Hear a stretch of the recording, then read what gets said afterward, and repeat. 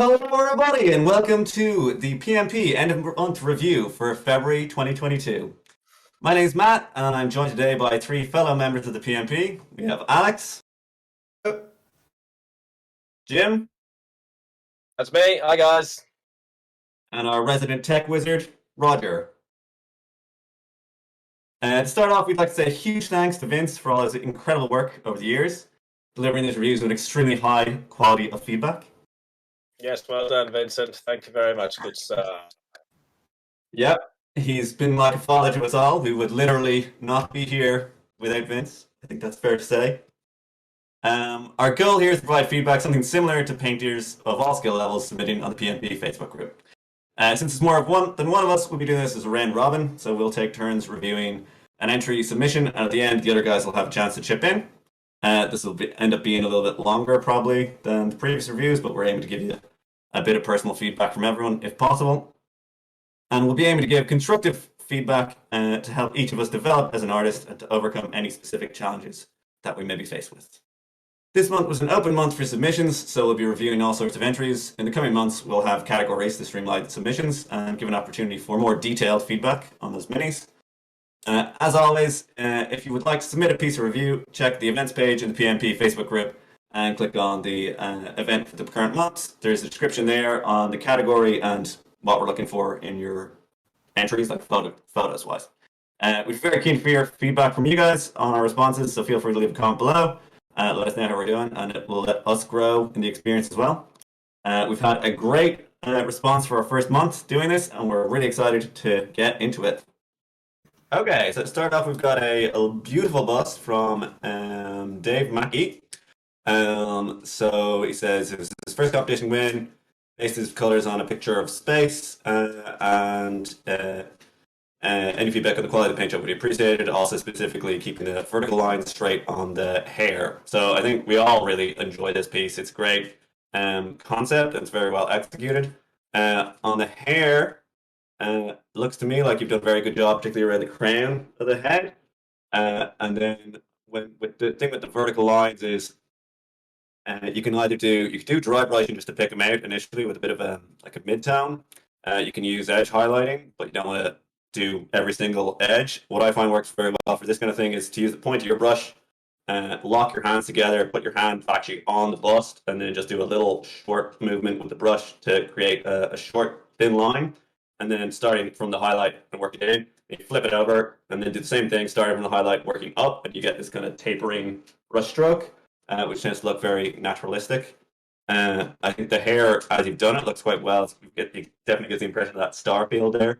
And the colors of the bust and everything about her are like quite beautiful. So I think it's a well-deserved win in whatever competition it was you were in. Does anyone want to add anything in there?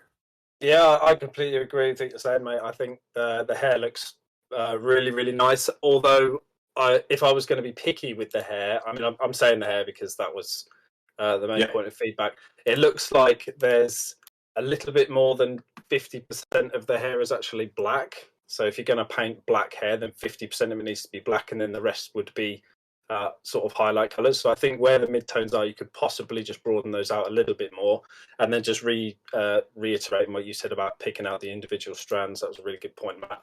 And then just notes on the skin. I thought that was pretty outstanding for it. I just felt that there could be a little bit more life in the actual irises. There's a lot of color on the skin itself, but I think the focal point with the face is always the focal point of a bust. I just think the irises could do with a kind of a pop color in there that would really complement that magenta. But overall, yeah, I think this is a pretty stunning bust. So well done. And a great way to start off our reviews, I'd say. Yes, Uh, it really is. Up next, we've got Johannes Hoogstraten and his Great Unclean one. So, Jim, do you want to take this one? Here is mine, fun to work on. I'm sure he was, because he looks absolutely gross. And that is the whole point of these guys, isn't it? So, a couple of notes I had on this was it looks really cleanly painted. Obviously, he's not clean; he's unclean, but it's very cleanly painted, which I enjoyed. I would have pushed the contrast on the skin a little bit more, so the volumetric highlighting on the skin is the number one thing that I see missing. Kind of underneath his flabs and folds is kind of highlighted the same as on the top of the body. So there's plenty of videos on doing contrast on skin. There's probably a few masterclass videos on this actual figure as well. So do go and check those ones out. Same thing for the red cloth. It's there. I think it's better than the skin, but you could still push that a little bit further. And the stone pillar, I thought, was a little bit underweathered. I think you could do some more to put in some greens and some browns to make that look like it's as old as it appears in the actual sculpt, if that makes sense. So yeah, that would be my feedback on that one. Johannes, anyone else got anything to add there? Yeah, just filing that back a little bit during the preparation stage would have made a difference. Yeah, I really like this piece as well. Like I don't particularly like the Great Unclean one, but this is like one of my favorite takes on it. I think it's kind of fun with the little nurglings and like pops of color. It reminds me of Gremlins when they have like the water stuff popping out. So yeah, I think it's a really cool take model. Yeah, I think the sort of composition is really, really tight on it. So, and that for me is quite a big thing that I sort of pick up on is how cleanly things are painted and how compositionally together it is. I think it sort of hit that really, really well.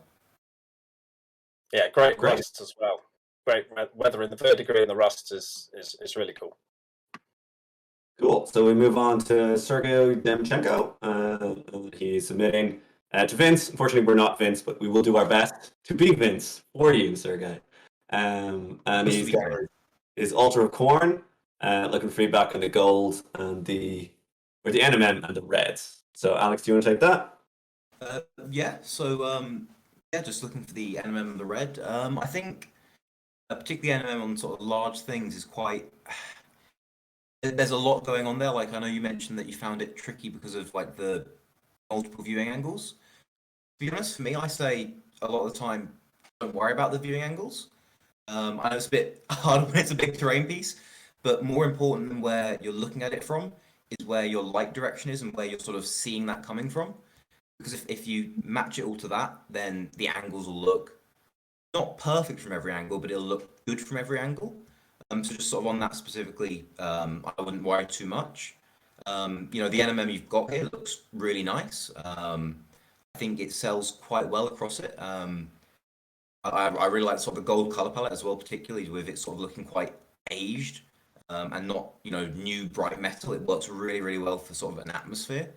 The thing that sort of picks up for me most is that it goes from sort of your bright highlight to your low shadow and sort of bounce back and forth between the two really quickly.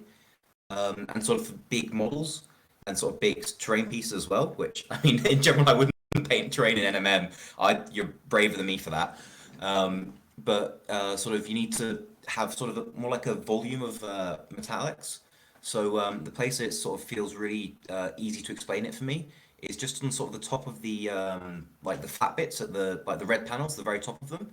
They're curved in, so you could have. It looks like you're painting the light from the sort of camera left side. So having sort of the top of that edge, that right edge there, being really bright, and then sort of bouncing back and forth rather than going sort of 1 to 5, 1 to 5, going like 1 to 3 to 2 to 4 to 1 to 5, and sort of bouncing back and forth a little bit.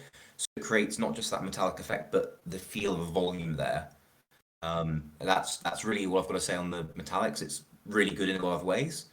And the red, to be honest, to me, it feels okay. Keeping it quite that dark, sort of grungy look works quite well for me. I don't think you need to push it too much more. Maybe a little bit of weathering here and there if it's meant to be a bit sort of chaosy, but for me, it looks really nice. Unless anyone else has anything to sort of put into that. I might just follow up with a point you made about volumetric. With this, it looks to me like everything has been painted as an individual thing. And quite possibly the lighting is correct for each little thing, but maybe you want to approach it a little differently next time by doing like an entire, like a broader area that the light is reacting with the sculpt, rather than tiny individual pieces then stitched together. I think that might be where it's having a little bit of difficulty sort of resolving the lighting on it. And I think the stairs are quite a good place to sort of look at that, where you've got all Yes. these bricks going across, and each one is individually highlighted. I don't know if Yeah. it's sculpted that way, but the way it's painted makes it look almost as though they're like convex Concave. going in. Yeah. Concave going in. But I think if the whole each one of those steps, if it was the whole thing across, was That's it. highlighted as one volume with then little light catches to show the breaks between the bricks, would look Yeah, a but little bit more telling. Yeah, but it's a really hard piece to do Oh, that yeah, on. definitely. Let's make no mistake. So Yeah. this is a hell of an effort here. I think it. Yeah, and I it think looks it's really a good. Great attempt. Yeah, It'd be the prettiest piece of terrain on any table you put it on, I think. absolutely. Okay, so Lyndon James with his converted Gorgon was a bit of a passion piece, which I think definitely shows. Tips on bringing large models to the table with lots of space up to the next level. So yeah, I think the Gorgon looks great. It's a really fun piece with all the blood and gore, and he looks, Yeah, of course. kind of like he's got stuff stuck to him. There's stuff coming out of him. He's very dangerous looking. I like the kind of like war paint on his forehead. Although I wasn't sure initially if that was like a scratch or if it's paint. If you're going for paint, I'd probably break it up more because I imagine if you're trying to paint this big beast, it's not going to be like nice even bits. And if you're doing it, if you wanted to do it more like a wound, you can do a little like highlight on the bottom to show where the skin is like folding out. But it looks really good either way. And because it's such a big piece, you might want to just think about having a bit more variety in the tones that you use about him. So, like, his face and his stomach are basically the same kind of skin tone, but he's like a big hulking guy. He's going to cast a shadow on his stomach, and then maybe even like where the chains are wrapping his arms, you could add in purple tones in there. And just think about that because you have the kind of room to play with it. So you could use the same basic recipe and just add little hints of different colors for different locations to add some more interest to the model.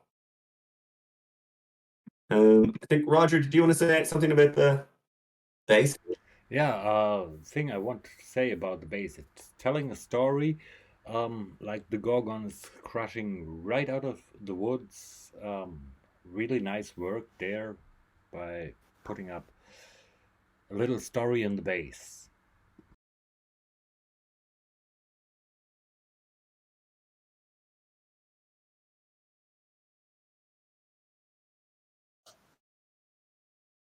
Yeah, and it's not over the top, and there's like little details like hidden away in there. So yeah, it's a really good piece, I have to say.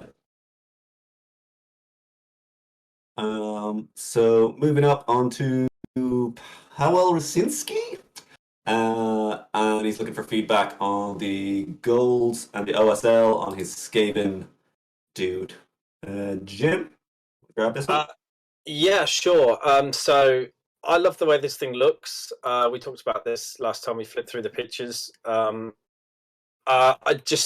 It's not selling for me as OSL, unfortunately. It is selling as a sewer, which is grimy as hell and possibly a bit radioactive, yes. But it's not selling as OSL right now because there's not a bright enough source where the light is obviously coming from. If there was something near to white, or in fact a tiny area that was pure white down in the green gunge there, then it would probably sell, but still there'd need to be more of a gradual fading of the green mid-tone on the stone to really sell it. And it would, if it was that strong and casting up onto the stone, then I would expect it to be reflecting on the metals of the underbelly of Mr. Skaven Dude. So that's what I'd say about the OSL. The other thing I really liked about it was the gold. I think that's really nice looking gold. Again, weathered and gnarly. But it looks like there might be a few areas where you've put some verdigris in there. So I think he mentioned it was gold, right? He didn't say bronze, did he? Yeah. Gold. Bill, Yeah. yeah. Yeah. So we wouldn't expect to see verdigris on gold, right, guys? Yeah. Unwrapped No. metal. No, I do see it. I do see it on. There are some other bronze or brassy pieces where the verdigris has been placed, and that's really nice. It's underneath where the water would kind of collect and settle, so it's placed nicely, and it's a nice tone. It's not too strong. I see people sometimes do that, and it's really overpowering. But that's a nice muted version of it. So again, really nicely placed. I just wouldn't expect to see it on the gold Powell. But otherwise, yeah, I think this guy's really nicely painted. The rest of it, I got no other constructive criticism for the rest of it. The red looks amazing. The freehand could be a little tidier maybe, but for what that is, how small that is, I think that's a solid effort, man. And the leathers look great as well. I love that. So yeah, well done, man. Lovely stuff. So Adam Fillier, looking for feedback on color scheme, blending, composition, and basing. From this big vampire guy, Alex. Yeah. So in terms of like the blending, I think I really like sort of the transition between the sort of the purple and the blue, and just general the color scheme of that. Sort of on all the night haunty ghosty bits. I think they look really, really interesting. Really sort of they hit that. Painting ghosts and things can be quite tricky to make it feel still ghosty and spectral when you're painting a solid thing, but I think it sort of hits that really well without diving too far into the bright whites and things that don't really work with sort of the image and the atmosphere that you're trying to sell. So I think that works really, really well. I really like sort of how you've got it balanced between the top and the bottom so it doesn't feel out of place. So you asked about composition. For me, I think it's almost there. What strikes me as a little bit not quite hitting it for the composition is just you've got this big sort of very hot flame in the middle of the skeleton knight like horse thing. I don't know Games Workshop lore, so I'm not going to embarrass myself by making a guess at it. I'm just going to call it the skeleton mount. But sort of that, red is really, really sort of hot and eye-catching as a color, and sort of those yellow and orange tones as well. So in amongst so many sort of cold colors there, it just pulls the eye a little bit too much. But if I relax my eyes and just sort of look at the model, I'm sort of drawn into this big flame in the middle rather than sort of the rider, where I'd sort of rather look. For me, I'd say that could be, if that were maybe a slightly darker tone, maybe or a bit like the color of the ghosts, that would work just that little bit tighter compositionally. But besides that, I think it's really, really nice. I like sort of the atmosphere that you're selling, particularly on the base. It's quite tempting to go with really bright sort of greens and quite natural colors, but you've toned that back and made it muted, so it sort of almost sinks into the background, but still carries on that story, which I think is really, really nice there. Besides that, I think it's really, it's a really solid piece. I think the blending where you've got it works well. I think the composition, as I say, could be a bit tighter, but it's not so much that it's, awful. It's just that little bit off for me. And the basing is spot on as far as I'm concerned. If anyone else has anything to sort of say on that. No, like it's as a model, like it's got an awful lot going on. So I think he's done a really good job at kind of picking out in each individual element and making it tell a story. And as you said, like the base, there's like a kind of like greenish tones on the tree that kind of tie it into the ghosts and stuff. So like I think it works very well. Right, okay, so next up then, excited about this one, Steve Smith, with a massive thank you to Vince for his past, current and ongoing works.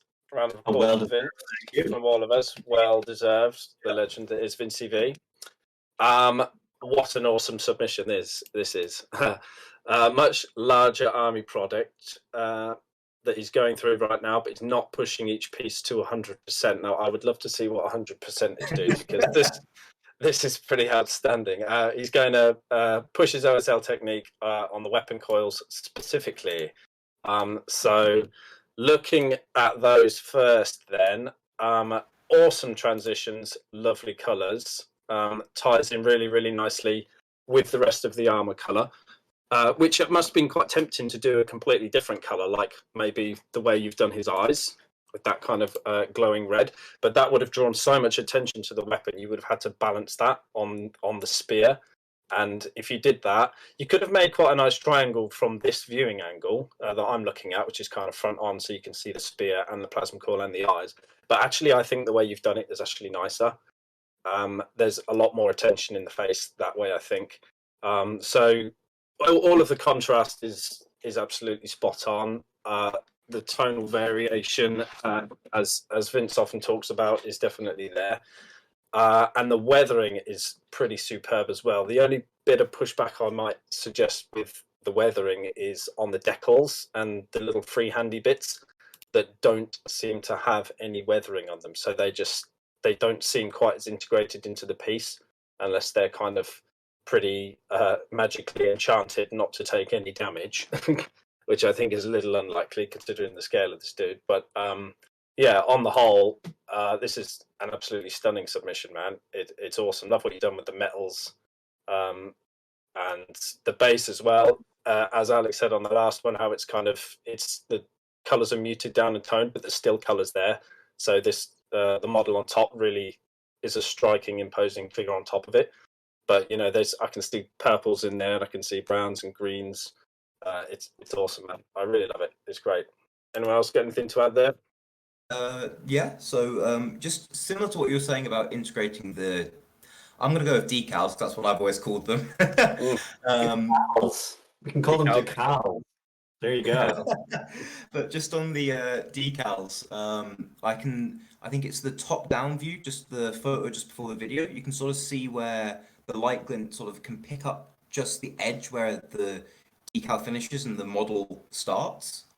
And that it's a super nitpicky thing. On It's the a shoulder really, pad. really well painted model, so kind of having to nitpick is, I just, like a layer of gloss varnish, then a layer of matte varnish to knock it down, just to even over that surface so you can't pick that up. But that's the nitpickiest of nitpicky things. But when your model's painted this cleanly, it Maybe out, but it's what I notice, maybe that's pushing it to 100% for Steve Smith. Who knows? Yeah, great work all around. Okay, next up we have Ashley Perez. My submission for this month. Always love these. CNC, welcome as always. And she's got this cool barbarian dude. I really like this piece, the way you've got like kind of the snow base, and then looks like he's got like a kind of a frost axe, and then you've got a lot of kind of cold colors in the trio of heads he's got there as well.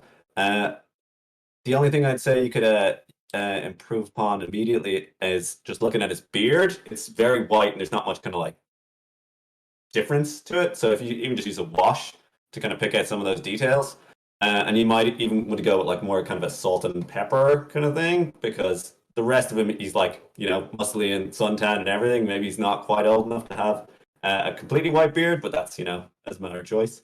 But you could easily just get a little bit more definition on there, and it would make the piece even stronger than it already is. Yeah, And then- I was just going to say, sorry. Yeah, sorry, I was just going to say, I would probably pop some more reds in, make him look like he's a little bit colder. He's obviously in a cold environment, but his skin doesn't look like he's exposed to such cold elements. That might be taking it a little bit far. I don't know what sort of standard this is supposed to be painted to, but that kind of popped out at me a little bit. The rest of it is nicely done. And as you said about the beard, that was a pretty big thing that sticks out as well. So yeah, that's what I'd say on that one. Yeah, maybe his muscles protect him from the cold. Anyway. Okay. Yeah, he's outdoors a lot. Yeah. That's a Totally. good point. He's outdoors a lot, so yeah, he would have that kind of reddier skin tone to him. Yeah. So, hey guys, we'd love feedback on my Gludos to be painted for a game piece, part of an army, competing for a best painted award at gaming events, focus on getting contrast to keep the model, the busy model coherent. Alex, I think you might be up next. Yeah. So I think in terms of cohesiveness, it's definitely sort of a spot-on thing. It does look really together. Sort of keeping everything a little bit sort of desaturated, a little bit. That could be a photo thing. It looks like the photo's a little bit overexposed, but the colors do seem to be quite muted, and it works quite well. Then with these couple of sort of brighter pinks and purples just sort of popping out, I think that's really, really nice. And I think you asked about contrast on larger models as well, and just sort of contrast in general. I think there's a few places, you can definitely see where you've sort of pushed that, and it's sort of, things are reading quite well, but there's a few places where it's just sort of not quite hitting it. So for me, I think the photo where you've got the zoom in of the main guy sitting in the middle there, his skin feels just a little bit flatter than I'd sort of like to see, because I feel like he's meant to be the main guy of this almost like mini scene here. So it's a little bit more pushing on just there. Outside of that, I really like the marble effect you've got on the under sort of the undersides of the carriage there. I know that the box art of this model has sort of painted as marble as well there, but I actually prefer the way it's done here, rather than just sort of those banding lines. You've got that sort of slightly smudged, diffused look for the marble, and I personally prefer that. But yeah, I think it's details like that as well that you say it's slightly you're going for an army, hopefully to win like best painted at gaming events and things. And I think it's those little details like that that can really sort of pop things out. If anyone has anything else to say on this one. Yeah, especially for like because this is going to be like a centerpiece model in your army. So if you're presenting the army as a whole, like the judges are going to pick it up and look at Gludos. So it's worth spending a little bit of extra time just to make sure that he's got all those little details to draw that extra interest in. Yeah, I'd probably just chip in as well that it's just separating elements on this one. You'd expect to see more dark lines and more shadows. I don't think there's enough shadows on it in a lot of places. And just putting those little panel line separators in between each element will really help kick those colours as well. I think that helps separate all the colours as well and make it more cohesive. But yeah, otherwise, cool looking fig. Yeah, very much. Then we have Michael Higginbotham looking for feedback on his Orky terrain, particularly dry brushing and roughing up the terrain pieces. Jim, you want to go? Yeah, sure. So I like the way he's put the rust in there on this. I'm just flicking through to the second picture now, where it's a little bit closer up, so you can see that there's some grime in there. I think the dings and the dents are all sculpted into it. I'm not familiar with this piece myself. I think they are.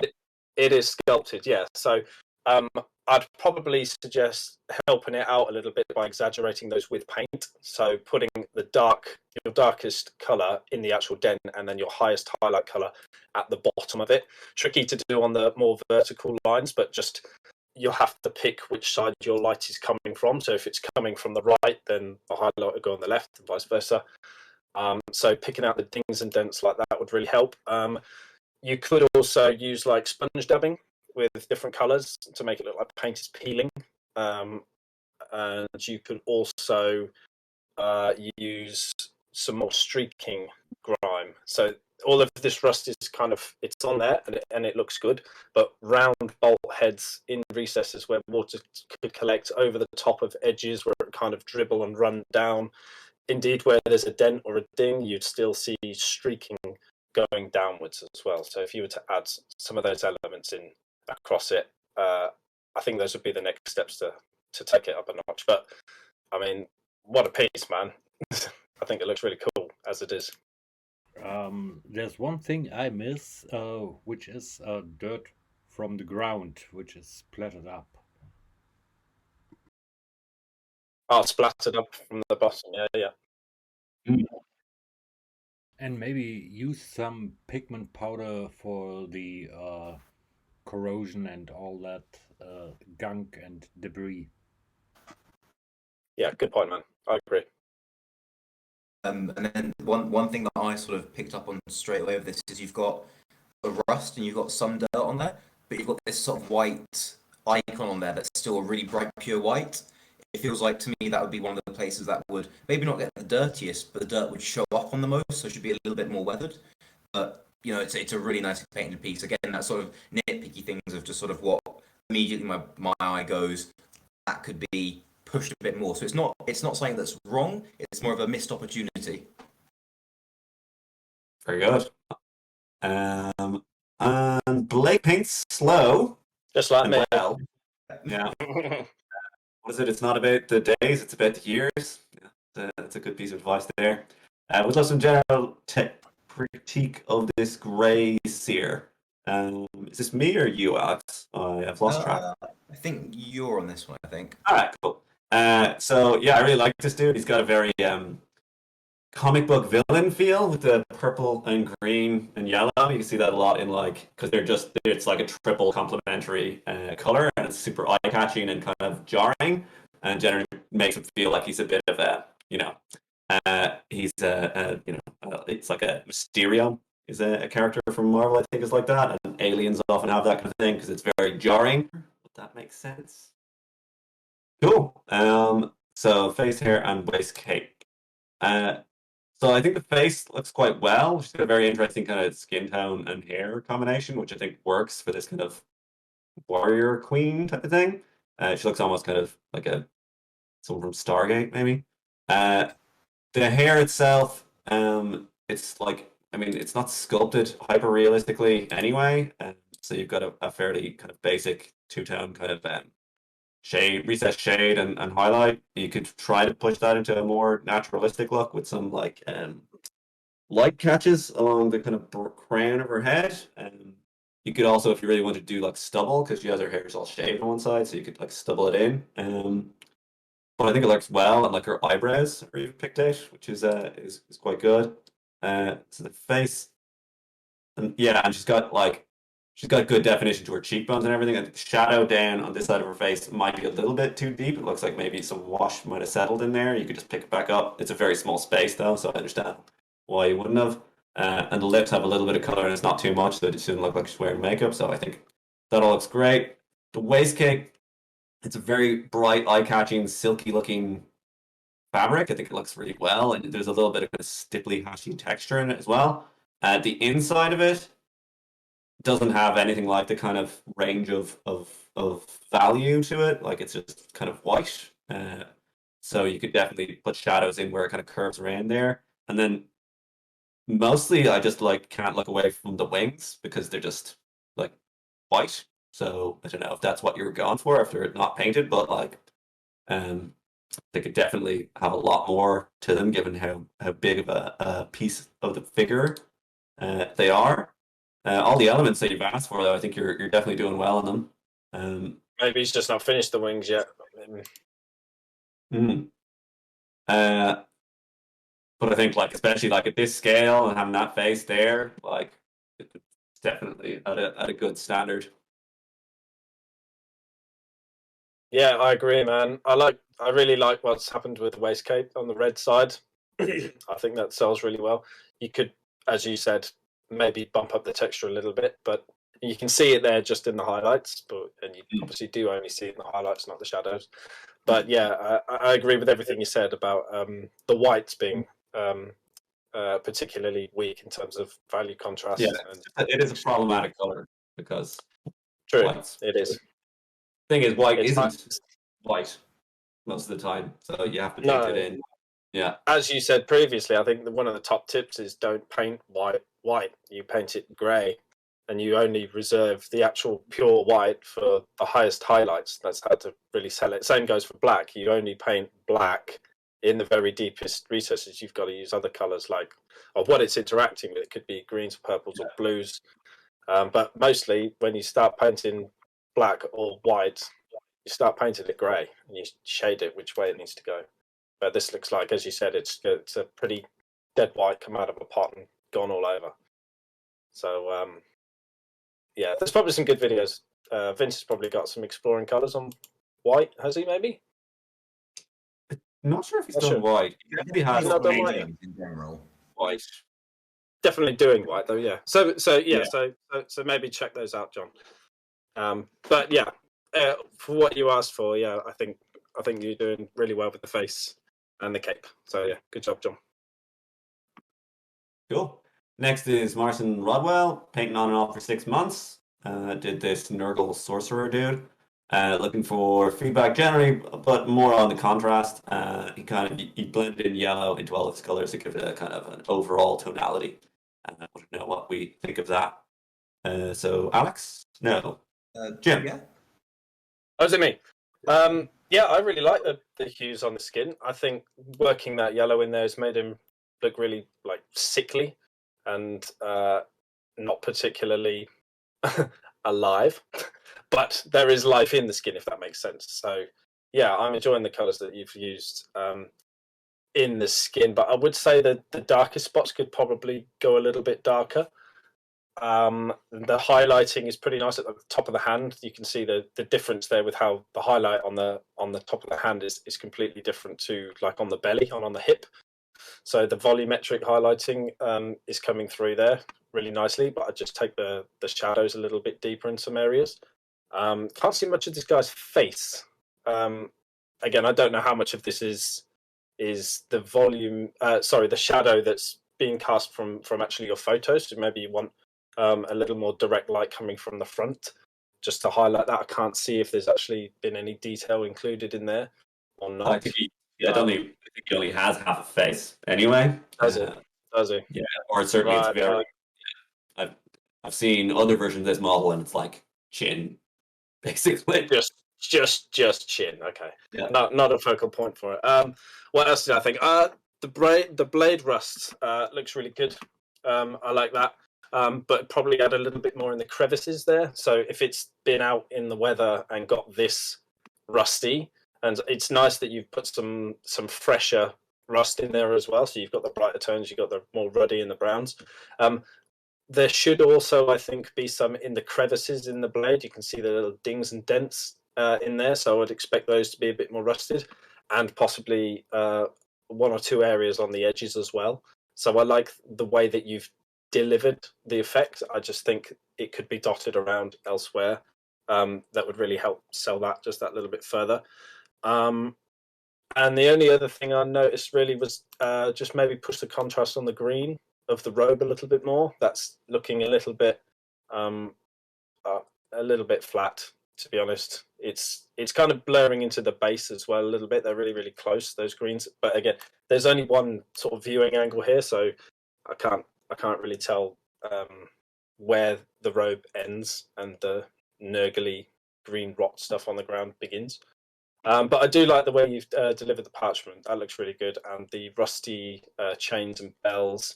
That all looks really good for me. So yeah, I'd say moving some of that rust around, a little bit deeper shadows on the skin, and pushing the contrast on the green robe, mate. Cool. Richard Gray actually has a YouTube video, like a long form video, where he paints this exact model up to like a really, really high standard. So if you want to watch that for reference, that'd be great. But yeah, 6 months of painting. I was still trying to figure out why the paint was stripping off my models when I took them out of the shoebox I stored them in. So fair play. And just something else on that Rotbringer guy is just like on the yellow, mixing it into everything. I don't know if it's something you just decided to do or that you already sort of had heard about, but in sort of fine arts, the sort of technique for that is it's called mother color. If that's something you want to look into a bit more, and sort of Monet used it a lot, so it's something that's a really good way to build atmosphere, and it works really well here. But just sort of giving you that keyword to look into if that's something you were wanting to try out more on other models. And just on sort of your contrast thing, where you sort of said you were usually hold back and sort of let go a bit on this one. You don't actually always need to push the contrast super high across the whole model. So what you can do instead is sort of have almost like a vignette effect. So maybe areas far away from the focal point have maybe in your sort of 5s to 3 ranges, and then a bit closer you're in your 4s to 2s, and then around your focal point you're in your 3s and 1s. So the contrast sort of moves across the model. If you look at any work by Will Brightly, Will Paints on Instagram, he did some box arts for Kensho Miniatures a while ago, and they sort of use that technique where each individual area has very little contrast, but the whole model overall has a lot of it, and that's a way you can kind of sneak in contrast without going too extreme. Great. So I hope that is helpful for you there, Marcin. Next is Eric Just Christensen, painting up, looking for a high tabletop standard, and also painting this Blood Bowl team to look like an actual American football team. So he's got his reference picture on there.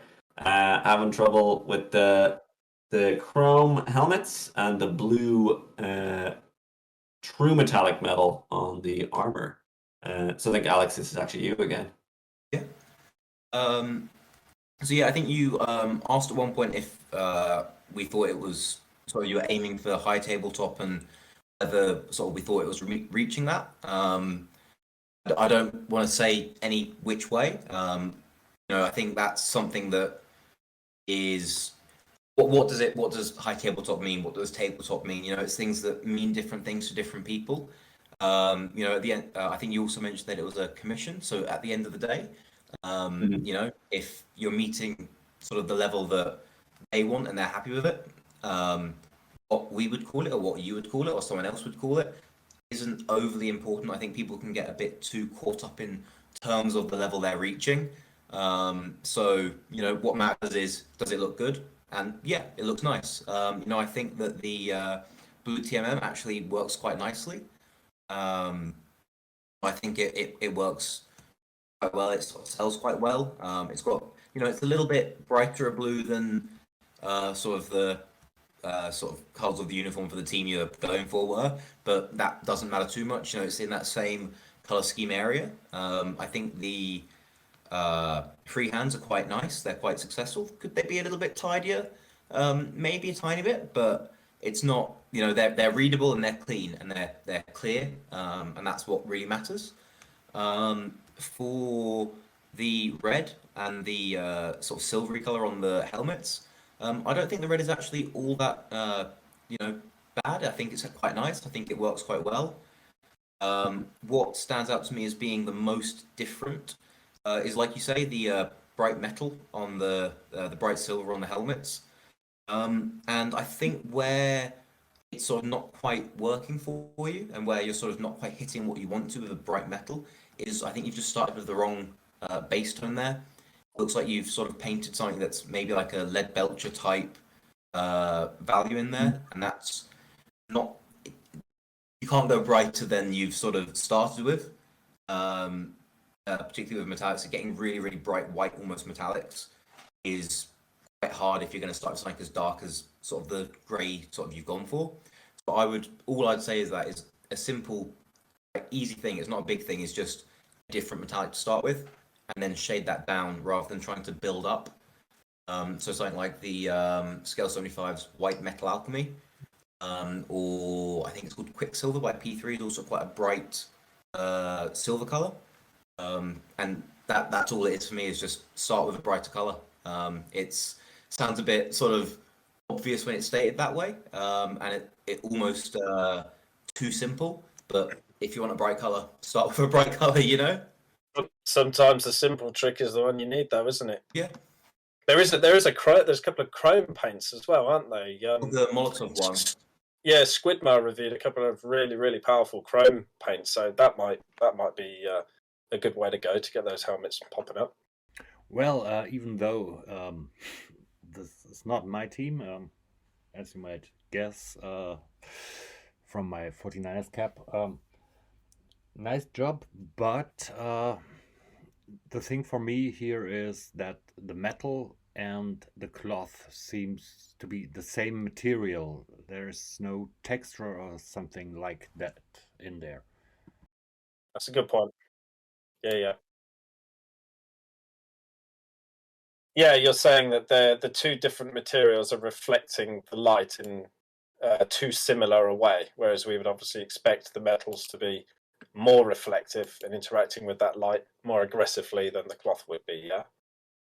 Yeah, and I think for a high tabletop standard, I think he's in a pretty good space, to be honest with you.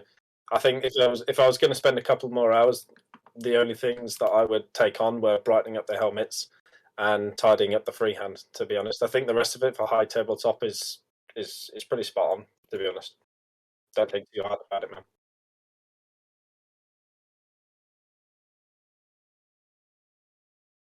Somewhat subjective.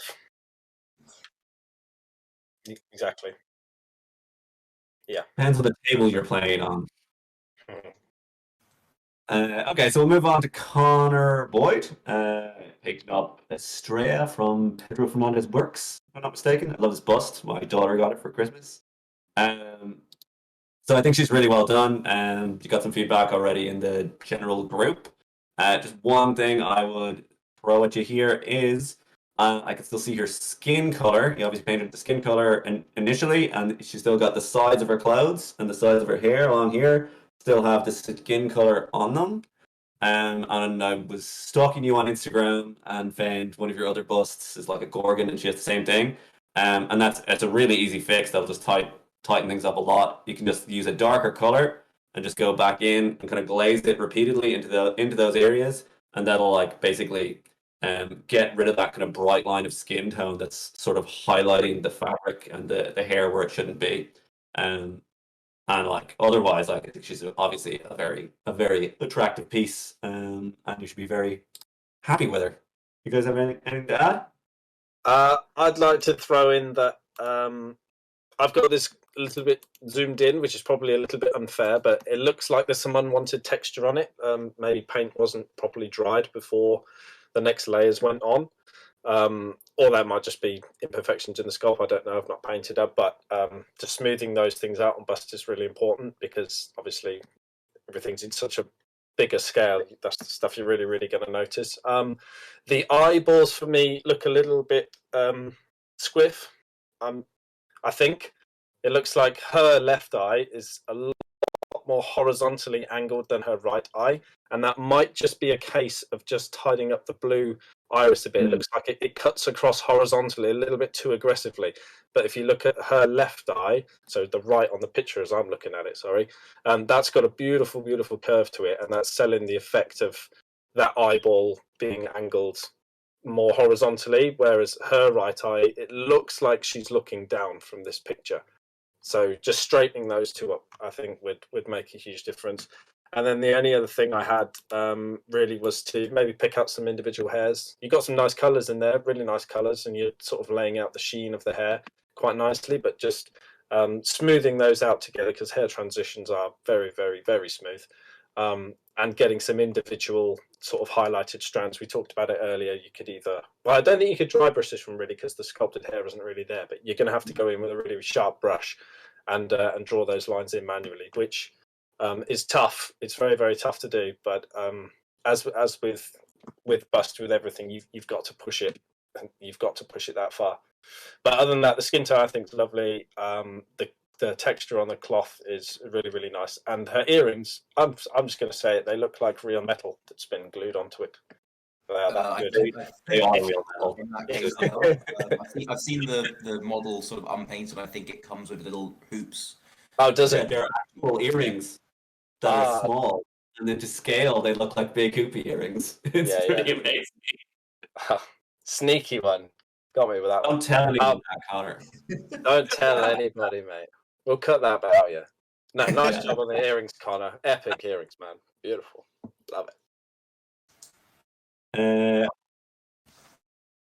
So next up, we've got Adrian Coronado Quispe. Sorry if I pronounced it Got wrong. that. Hey gang, this month I'm asking for critique on my freehand, particularly the gold. I feel like it stands out very poorly against the silver. Yeah, the gold and the silver are almost the same hue in my opinion. Maybe you should go for a darker gold or something like that. Okay, I think I'm skipping Jim, but I just noticed I actually got this model and I took in Paint. I was gonna say Photoshop. Paint is free, so just Microsoft Paint, and I swatched the gold and the silver, and the values, how bright they are, is actually almost the exact same. So that's why you can't see it. Like you use like a gold that is just the gold version of your silver.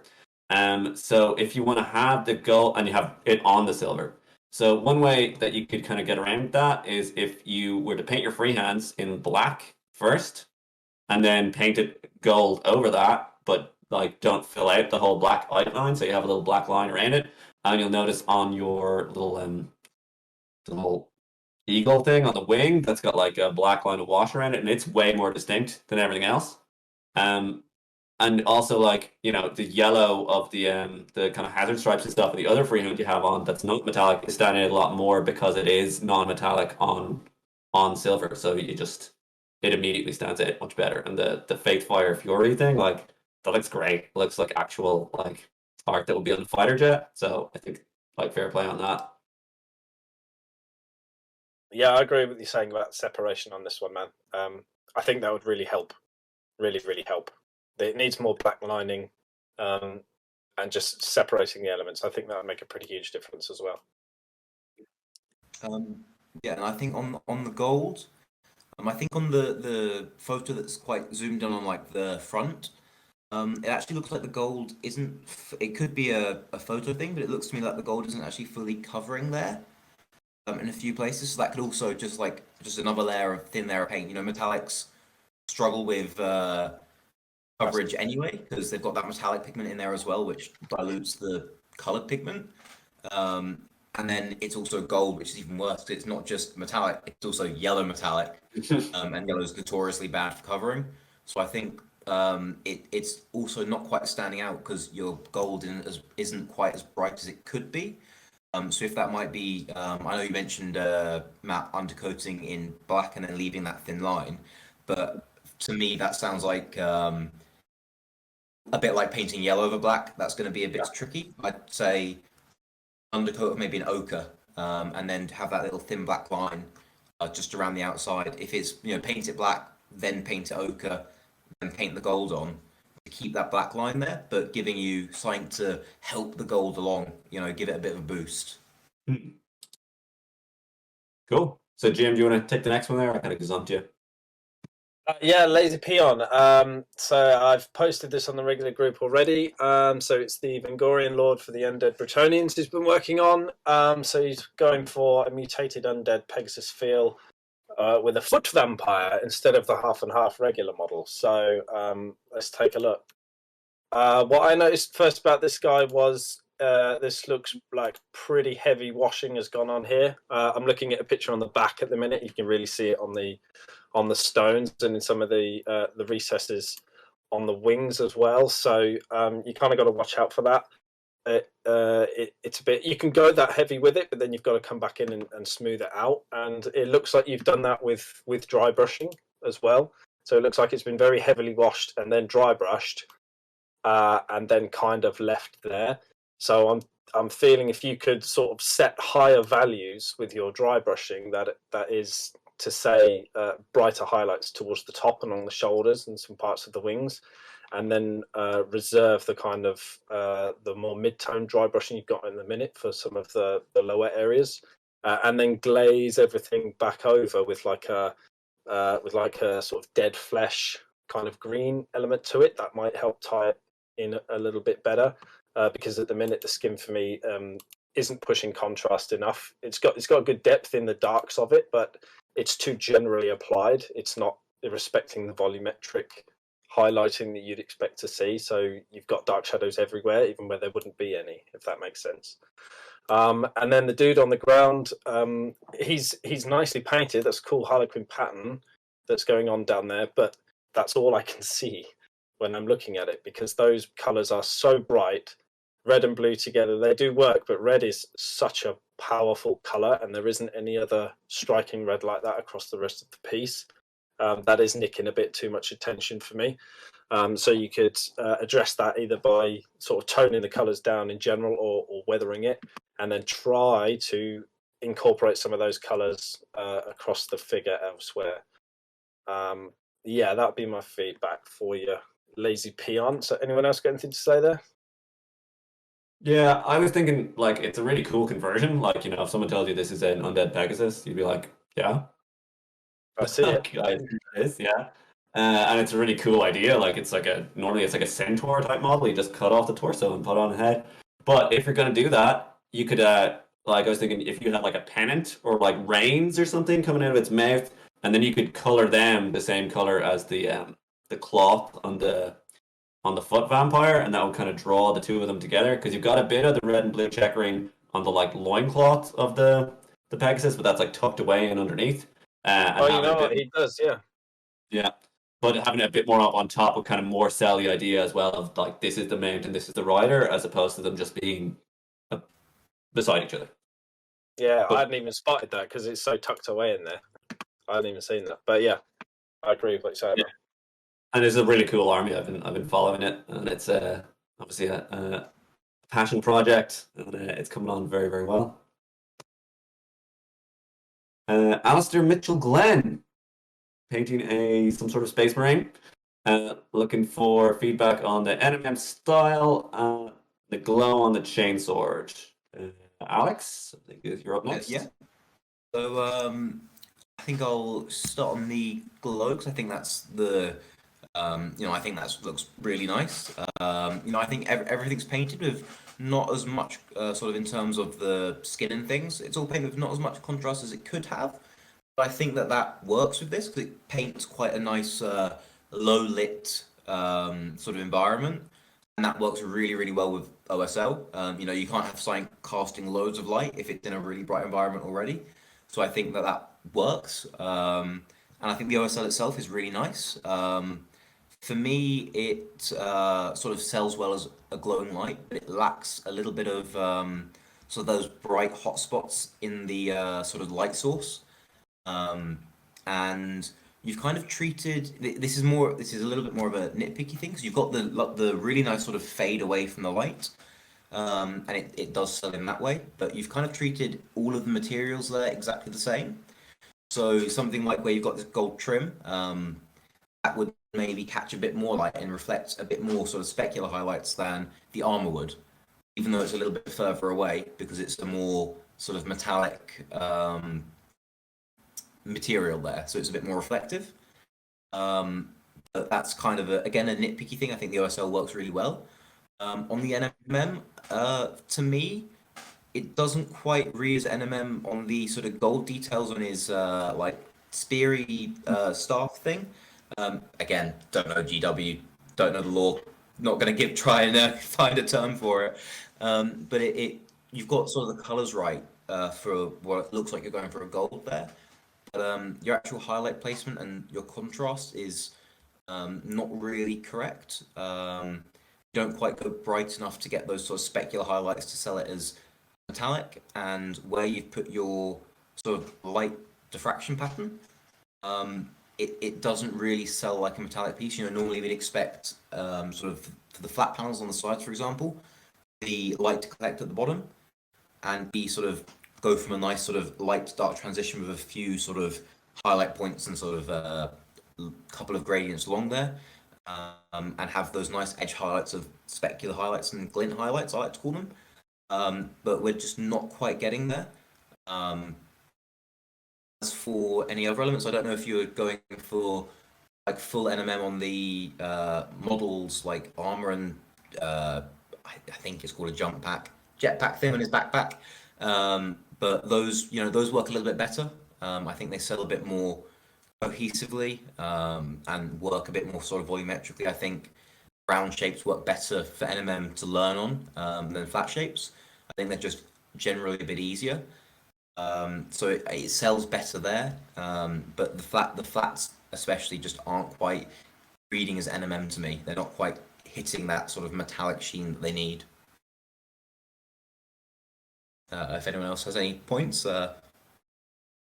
Yeah, I think it's definitely going the right direction. Like it looks at the moment like it's Yeah. a kind of a glossy, plasticky kind of thing. So it's not, which might have been more what you're going for. The Chaplain stick with the eagle with a skull on a skull or whatever it is, like that's a really complicated shape as well to try and figure out where all has to be. And he's holding it at this weird angle where like bits of it would be reflecting the ground and bits of it would be reflecting in front of him. So like, it's like that's very tricky to pull off anyway. And like if you look at any reference I've seen for that, it's usually straight up because it's easier to get your head around it.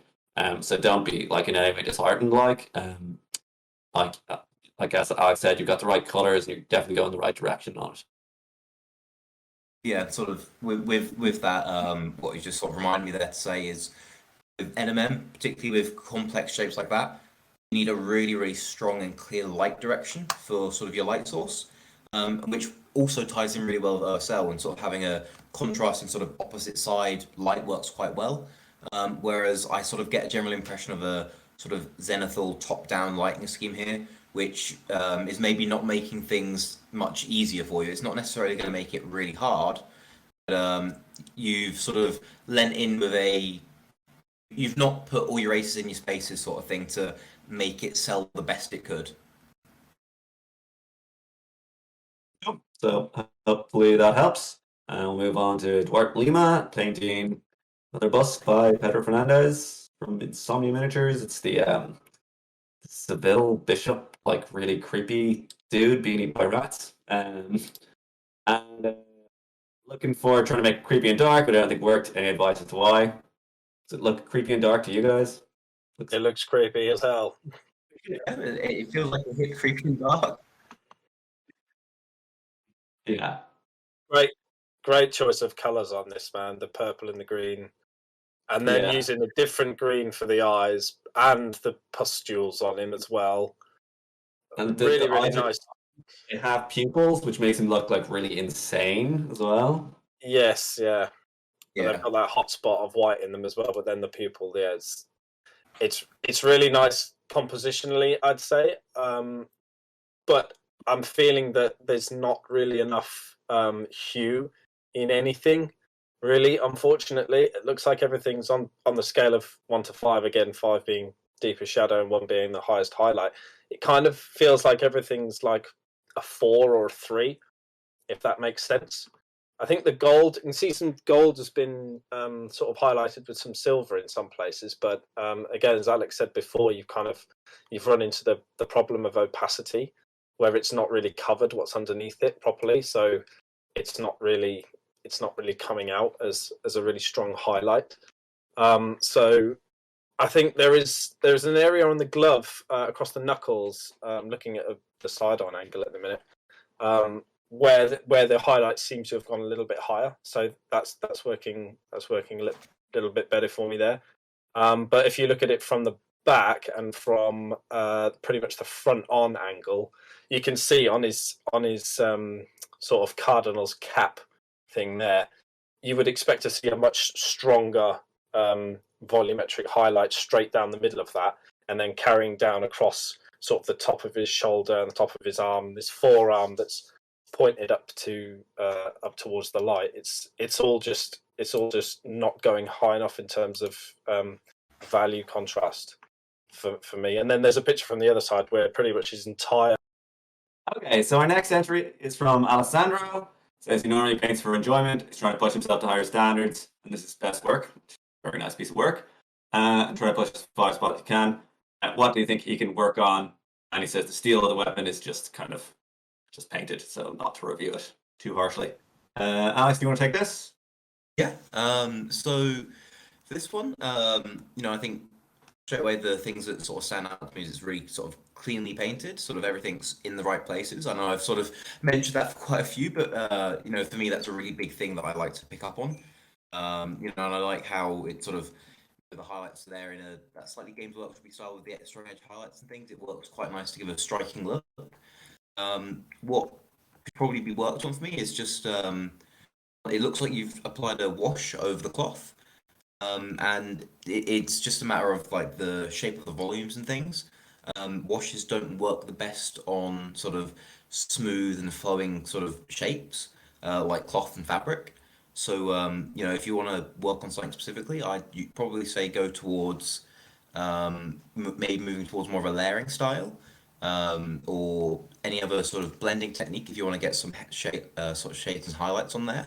And the other thing that really sort of stands out to me is just the blue on the shield, where you've got the highlight in the middle. It's a nice placement. It just looks the tiniest bit chalky, but that's mostly probably because of sort of using blue. It's quite a problem color for getting chalky highlights and things. So on that, sort of glazing can really sort of down rather than sort of highlighting up can really help to sort of mitigate that. If anyone has anything else to say on there. I'd agree with everything you said, Alex. I'd also say that when I first looked at it, the eye isn't particularly drawn anywhere. So if you were looking to, take this up to your best, you could maybe push highlights around sort of the top of the model, sort of on the shoulders, that top fabric that's there. It's got a really nice highlight on the hair though. So what you've executed there, if you can carry out that across other areas across the top of the Mini, then that would really help, I think. And then, I would. The only other thing for me was that the red cape on the back doesn't have the same. It doesn't seem to have the same attention paid to it. There are some highlights there and some edge highlights as well, which are really cleanly done. Those edge highlights, I'm really impressed with those. But yeah, just a little bit more work on sort of the shadows, and a couple of other sort of really high sharp highlights would really help that cape pop. But yeah, other than that, it's really nicely painted, I would say. Cool. Yeah, I really love the color scheme. Like it's kind of red, yellow, blue, but it's like a dark blue and then a kind of desaturated yellow, and I think it just really works really well for the piece as a whole. Okay, Joseph Gilbert got this cool triple-headed T-Rex business that he painted up based on the art from this magic card. And I think that it's really apparent when you look at the reference art. Like you can immediately tell, obviously, that it's based on that. Yeah, done a great job. Yeah. And then feedback-wise, I think just if you wanted to add a little bit more color in various places, like it's gray skin, but if you look at the itself, it's got kind of tones of purples and blues, just like in various locations around it. And then one of the other reference arts, it has kind of like, again, kind of reds and greens, just subtly kind of glazed or using washes to just make it not all be gray, because gray is just kind of inherently boring. And then you could clean up around the insides of the mouth a little bit. It's kind of weird the way it's sculpted, like it's got exposed muscles inside of its mouth, which is kind of strange. But just you can kind of see some of the base coat showing through there a little bit. And the rainbow Saurus on the base is like nearly my favorite bit of the whole thing. Like I think you really nailed that. It looks exactly like reference art, and I'd love to see an actual model of that rainbow dino that he's just kind of standing on down there. You Yeah, guys have any other thoughts? Yeah, I'd agree absolutely with the comment about the rainbow dino on the bottom. Irritatingly, I think that's actually painted a little bit better than the main thing. Not that the main Cerberus T-Rex thing is painted badly, but my eye is drawn down there because that variation of color down there and the execution is just a little bit better for me. Yeah, and sometimes it's easier, when it's a smaller model rather than having this big. Like I don't know how big this is, but I imagine it's pretty big, and you can kind of get bogged in in the volume, the size of it. But it looks really good overall. So fair play. Nick Allen picking up this offline, Pedro Fernandez, this lady bust.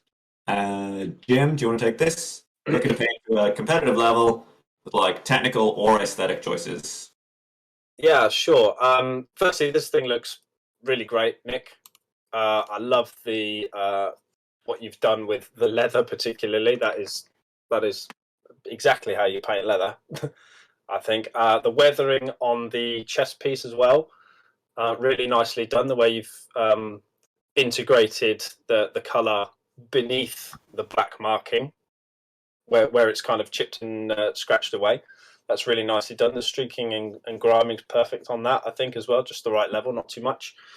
For competition, though, I think you might want to spend a little bit more time on the eyes.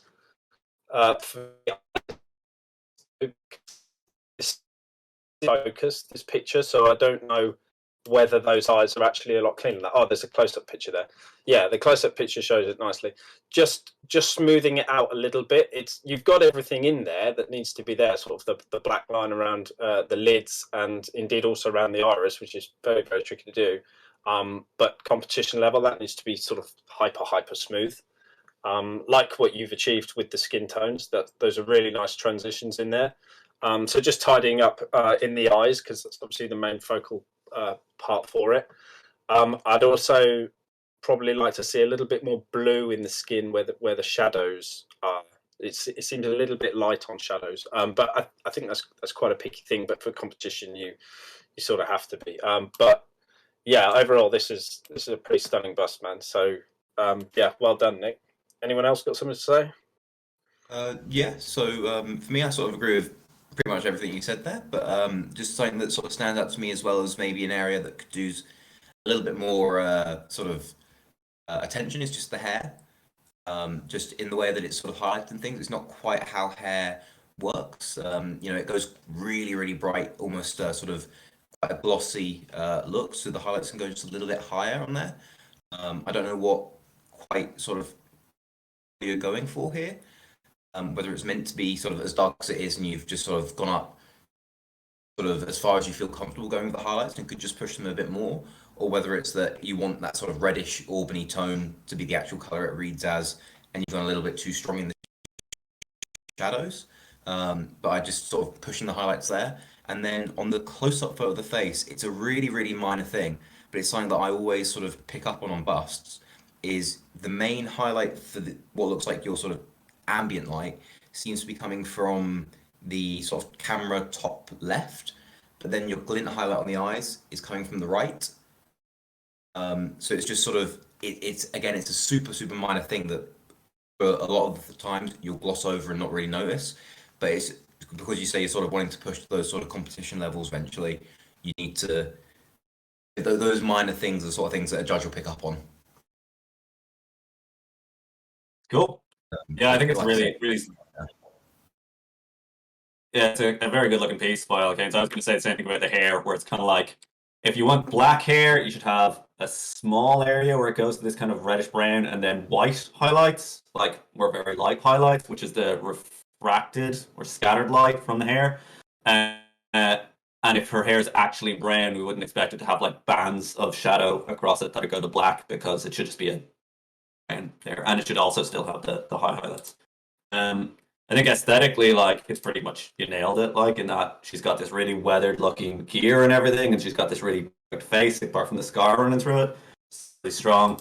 And it, like, obviously for a competition, you know, you want your piece kind of unique, and this is a kind of a unique take in the model. And another way you could think about it is, like, if you wanted to use strong lighting from, or the direction of the lighting for, you know, a future piece, that could be another way to kind of set it off, that, you know, rather than having lighting mostly from above, or doing something interesting with that. But I think really here it's the weathering in the face that makes it great. Cool. Michael Zito. Sorry, we're just gonna say Michael. He's got the big thanks to Vince. Very fair play to you. I mean, I think we're all very grateful to Vince, and always will be in our hearts. And he wants to know, he's painted this Wasp Queen, and he wants to know if the blending is sufficient, and just opinions on the figure as a whole. And that'll be Alex. Did you? Jim did the busts. Yeah, so look at this one. I think it's, you know, it's a stunning piece. You know, that's the first thing to say is it's really, really well painted. And there's sort of not loads to sort of say in all sense. It's going to be quite nitpicky, and to an extent I kind of apologize for that, but also happens when you submit a piece that's sort of this good. So sort of looking at generally, I know you asked about the blending in particular. You know, that's really, really, really good. You know, your blendings work really, really well. Sort of looking at the second photo you've put in on the sort of showing the back view, it shows that really, really nice big blend across the sort of back of the carapace bug bit. So I don't know terminology of bugs, but you've got really nice sort of blending across there, and yellow can be quite a hard color to blend. So that, you know, works really, really well, especially across the wings. I think sort of the piece as a whole as well, it's really nicely balanced. It sort of really fits into that sort of monochromatic color scheme quite well, and I like how you've got the sort of orange tones in the shadows of the yellow as well to sort of offset that. And working with sort of warm shadows can be tricky sometimes, but you've sort of really got that working in the blacks read as black. My biggest sort of critique for this is if you sort of relax your eyes and just look at where they naturally go to, where the focal point is, it's on the wings. So it looks like you've been sort of inspired to an extent by sort of Mikhail Shishmeshko's box art of this piece, with the sort of really bright highlight on the middle of the wings. It feels like a natural place to put it as well. So it might not be, but it sort of really gives me those vibes. And it's gone so bright that you lose the sight of the face because you've kept it all in that one color, sort of color tone. So the face is just yellow to me. whereas the wings have got these lovely sort of highlights, and the sort of body towards the sort of stinger has these really nice sort of red shadows and things. The face just gets a little bit lost.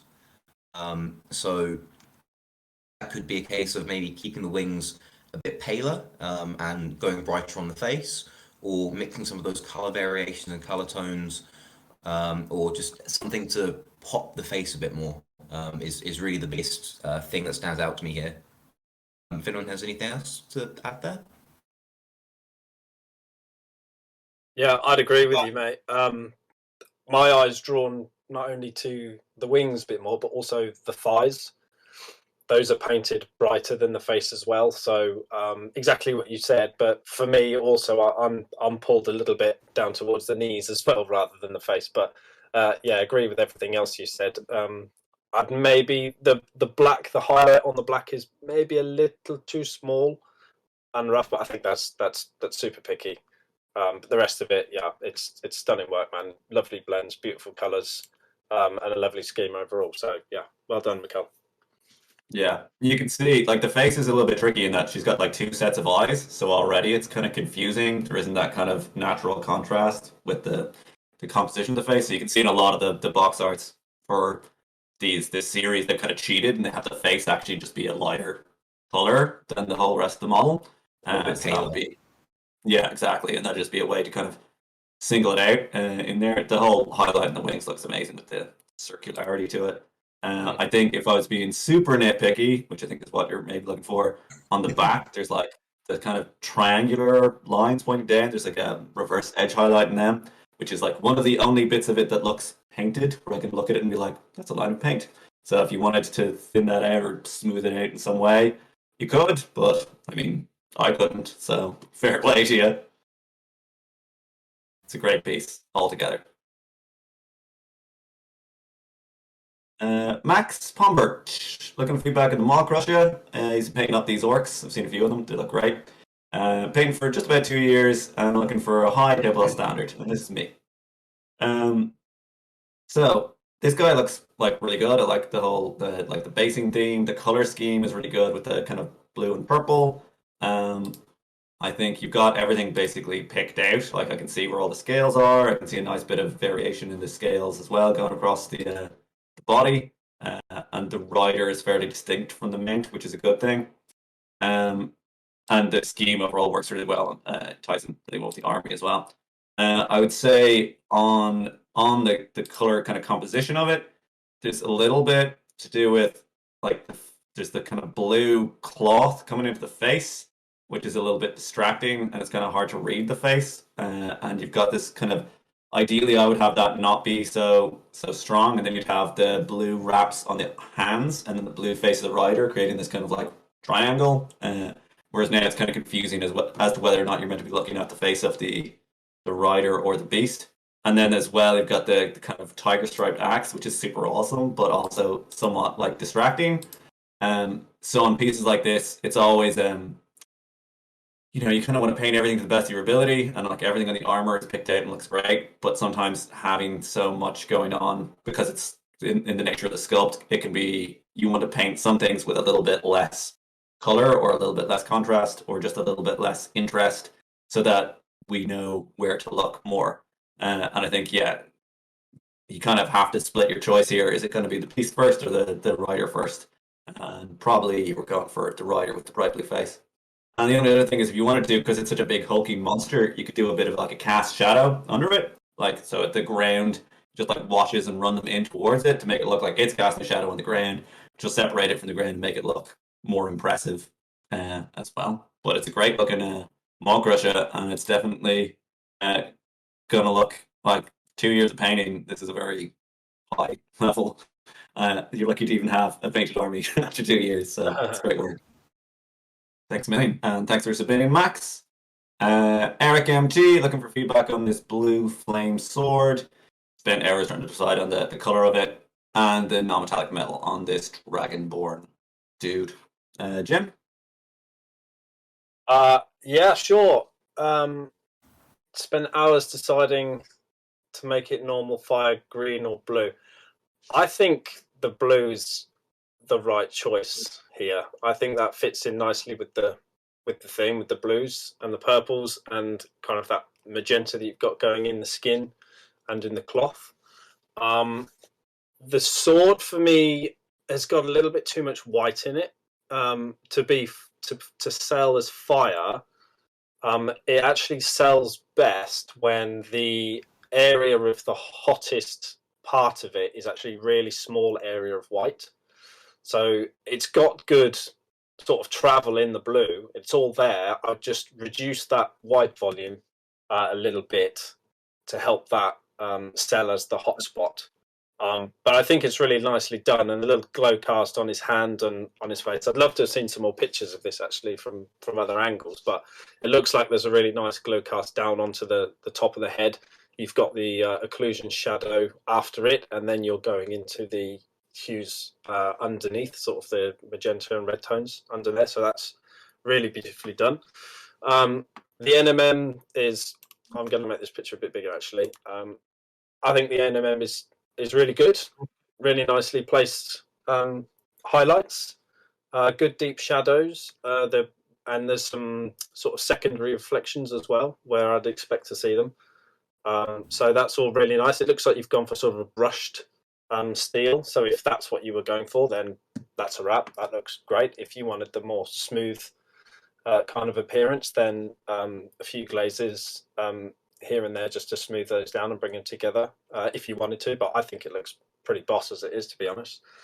Yeah, so I think this looks awesome, man. Specifically, like I said before, the OSL glass glow cast on the top of his head and his hand, awesome, and the armor, all in all, just super. So yeah, well done, Eric. Yeah, he's a great looking guy. I really like, especially the armor.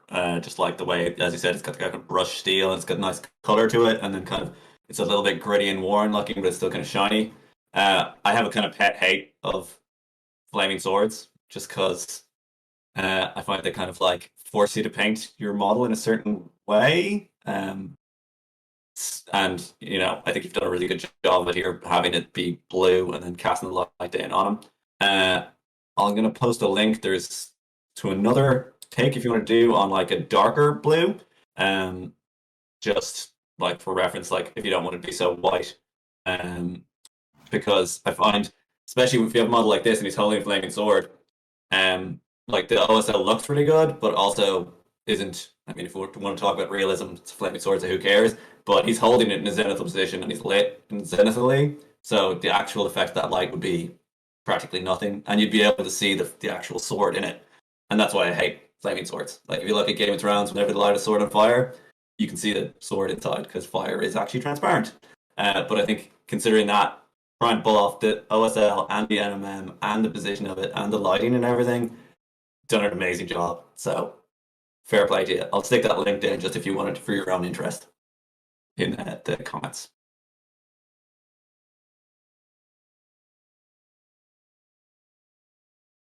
Well, Alex Canalizo, great to have you back. Looking first, Paint No IS for a little over a year. Would love some feedback on how to improve. And he's got this Stormcast guy on a Dragon Pony thing. Alex? Yeah. So, you know, for painting for a year, this looks really, really nice. I know it's like I've said quite a few times now, but this really exemplifies what I mean when I say that it's painted really cleanly. You know, painting for a little over a year and have something like this, you know, I think a lot of people would be really happy to have this in their army on the gaming table, because although, and you know, you've not done anything that I'd say is a super hyper advanced crazy technique. It's mostly in terms of like, you know, simple highlights, edge highlights, and base coats. It's applied so cleanly, that doesn't matter. It still looks really, really good, and that's not a negative saying you've not gone super far with it, because you've been painting for a year. It looks really, really good for that. Just that clean painting makes it look so nice and so sort of crisp on there. So for taking it a bit further and going further with it, you know, it really depends on what direction you want to go with your painting. So the way you've painted it at the moment is a very sort of Games Workshop style, like I say, with those sort of really cleanly applied base coats, some washes for detail, and then edge highlights. So if you want to stick with that kind of style, you can push your layering a little bit more. Just like the cloak, for example, is all one color, which you've not. It doesn't look like you've put a wash on there, which is good. Washes don't work on cloaks very well, but just a little bit of layering or glazing just to sort of create some cast shadows and volumetric highlights work. And the biggest thing for me that stands out is your edge highlights look a bit thick in places, and that just comes down to some very fine sort of brush control using the side of the brush on like the angles and sort of edges, and then on things like the cloak where it's more of going in with like the tip of your brush and drawing on the lines rather than catching the edge. Just going with a really sharp brush and sort of maybe even a few passes of some really thin paint or a little bit of flow improver in there just to get those hyper sharp lines. Or if you're not looking for that Games Workshop style and you want to push beyond that a little bit, techniques like layering and glazing to sort of build those sort of stronger volumes and to really sort of mix that through, and maybe the introduction of some color variation within it, a bit like the two-headed Cerberus monstery dinosaur thing a few models ago. Your gray on here is very gray. It's a slightly bluish gray, but it reads gray. So a little bit of some color interference, some blues or greens sort of in there to sort of build that interest. But yeah, overall it looks like a really nice piece. Anyone else have anything to say on that one? I just wanted to quickly chip in on the red. I think the red looks superb. I think that's the most successful part of this. It looks like you've learned how to paint red, and you've painted red exquisitely nicely. It's really, really, really bloody nice. So next step, go learn how to do that with blue, and the most difficult one is go learn how to do that with white. And that's going to be the really tricky one, because white is a bitch to paint, man. But I just had to bring attention to that red, man. It looks awesome. Good job, Alex. Yeah, definitely. I love how it's so cleanly painted, you can literally read the writing that is on it. Like, without even zooming in, you're like, yeah, it says Sigmar there. Yeah. Just says it, like, in letters. So fair play. Right. Anti-foam for armor, looking for how to shade or highlight the top of the jump pack and the torso and the legs that are exposed to the light. And wants to know about the color saturation of the model and how it works. Okay, so top of the jump pack is a flat plane, like a panel. So depending on how you want to interpret it, like it could actually have no particular highlight to it. Like if it's angled at the sun and it's flat, it could just be all one color. That's not very interesting, but it is realistic. Or you could treat it as having like a bit of a curve, or that there's a light is shining. There's a bright highlight that's just off it, so you can have a gradient running a little bit from one side to the other to make it look a little bit more interesting. But I think really you could even just maybe focus more on the highlighting the golds on the kind of wingy skull things in the middle of it to make it look like to have a highlight going to the center of those, because they're kind of bulging out, and that'll work fine. I think for the actual jetpack bits, you've interpreted pretty well. Like there's cylinders, and you have a highlight right in the center.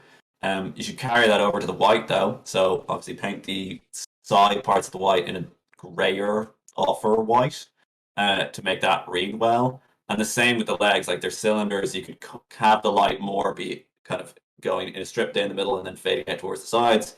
Not worrying too much about secondary highlights depending on how shiny you want it to be.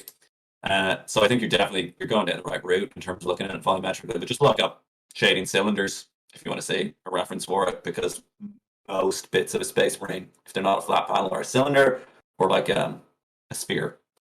On color saturation, I think you're all good. Like it's a fairly saturated dark blue and kind of medium yellow. You could even do more color on it. Like if you wanted to do some sort of color on the base, like having a little bit of rusty color added into it, that wouldn't detract from it at all. Or having his eyes be like a red or a different color, because it's fairly limited and they're fairly complementary, but they're not super saturated. So I think definitely that's the right choice to make as well.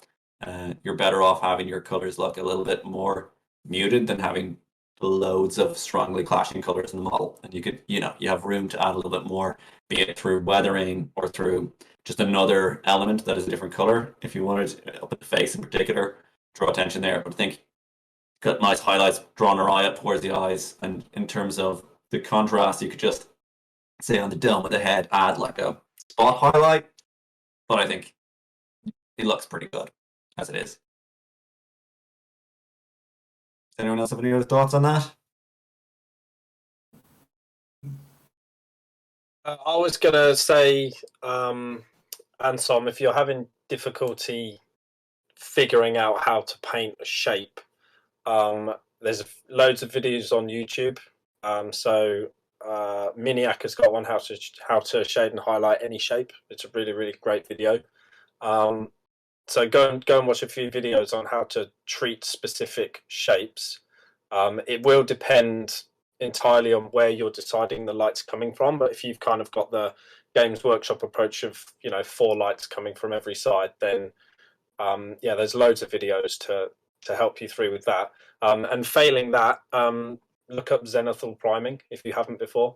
But it's basically where the whole thing goes black first, prime the whole thing black, and then you decide which angle your light is going to be coming from, your ambient light, and then you spray white from that direction only, and that will set out for you where your highlight should be. It's a basic roadmap. It's not going to tell you exactly where to do, because you're going to have other reflections and color interference and stuff.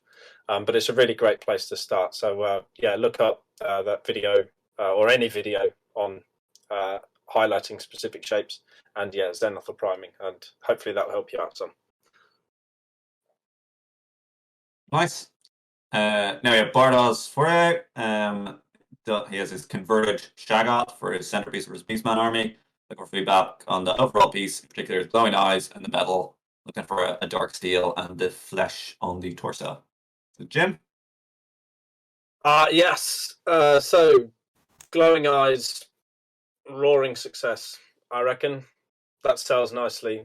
Beautiful, high spot right in the middle, mid-tone for the rest of it, very dark line, and then a very soft, gradual reduction in that mid-tone going out across, and not too much above the eye. I see that happen an awful lot, is people putting that lighting effect above like the eyebrow, and it instantly doesn't read. So you've got a tiny little bit of it there, and you might expect to see that because this is a very, very shiny helmet, so it could actually be bouncing back off the bottom lid.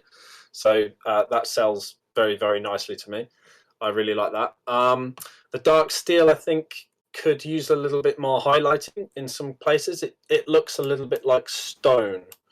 And I think that's because there's so much damage on it that needs to be picked out a little bit more. So a very, very bright, thin, super thin line at the bottom of all those chips and scratches, and the rune that appears to be sort of stamped onto the axe blade as well.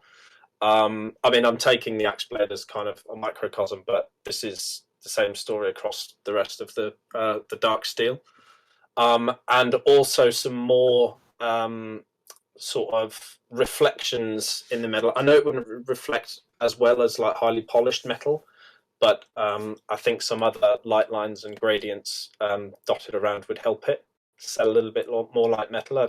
It's the highlights in particular that are lacking. I think there's probably enough shadows in it, certainly enough mid-tone. But it's the highlights for me that are a little bit lacking on the metal. The flesh is pretty good, but I think it's suffering a little bit from the islanding effect, where you've got it in your mind quite rightly to run the full gamut from 1 to 5, but there's a little bit too much 5, and it's sort of each kind of bulge of muscle or shape is kind of running the full gamut everywhere. So it goes from 1 to 5, 1 to 5, 1 to 5 everywhere, and it doesn't necessarily need to be like that. You can reserve the 5s for like the really deep spots underneath his armpit there, and underneath his rib cage would be a spot. But some of the other places, like between the muscles of his shoulder and his bicep, or indeed on the forearms, That doesn't need to go all the way down to a 5 in there. That could be like a 3 or or a 4, something like that. Okay, it doesn't need to go all the way down to 5 everywhere. Okay, the highlights are really nicely placed. I like those. Those are really good, and the dark lines between the fingers also really good. So yeah, a couple more hues in there as well. He doesn't seem particularly alive, so having some more reds and pinks sort of round joints. I think there's a little bit around the knuckles, but it could do with some more around the elbows as well. Yeah, just to bring it a little bit of life in there. He looks really muddy and dirty, which he probably would be given what he is. But yeah, just a little bit more life in the skin that way. And the only other thing that I noticed was it's got a very, very warm base color-wise, but the rest of the figure, like the highlights, it all seems like in a really cold light, which kind of instantly made me think, well, what kind of lighting is he in? The base appears to be in a different environmental setting than he does. Both look good, just not together, if that makes sense. So I think the easiest thing would be to make the base colder. You could do that quite easily rather than go over the whole model warming up all of the highlights, if you see what I mean. The highlights are very, very cold on the figure, and the base isn't. They're not kind of gelling well together for that reason. You've got a very good idea of environmental lighting, Alex. What do you think? So yeah, no, I'd sort of agree on that. It really the highlights across the model feel a little bit desaturated, a little bit blue towards that, almost like a nighttime or sort of twilight setting. But what it looks to me like is, particularly looking at the rock there, the rock on the base is painted. It looks cold as well, but then at the base it looks like almost as though you've applied some weathering powders to it that aren't, essentially you've not highlighted them with paint. They've sort of been put on and allowed to do their own thing, and that's why there's that disconnect. It's just not quite pulled together. So I think but despite that, it's still, the focus still falls on the face to me. So that to me says you've painted things really nicely, because for such a warm and almost jarring base, it still falls on the face as the highlight. The model still falls as the focus, which is really nice. But I think it is just that slight disconnect in it looks like they're slightly different. But a couple of glazes of maybe just a little bit of a blue glaze across some of the sort of ground elements, just to sort of tie into that sort of nighttimey setting, sort of twilight setting. Yeah. I think like centerpiece wise, I mean like the face of this model could be the centerpiece of your army. It looks like the box art from like a video game, like Bloodborne or something, and you've absolutely nailed like the glowing eyes, the creepy dark steel, and it's not over the top, which is like the number one issue people run into. So yeah, I think that's you've got your centerpiece, definitely. Yeah, agreed, man. The horns, I forgot to say as well, I really love those horns. I think they look really awesome. Nice job on the horns, man. True story. Okay, Emma Elwood posting for a friend on Facebook, wants a mini reviewed. It's his third mini, 3 weeks ago. And he started the hobby, would like to move to the roof.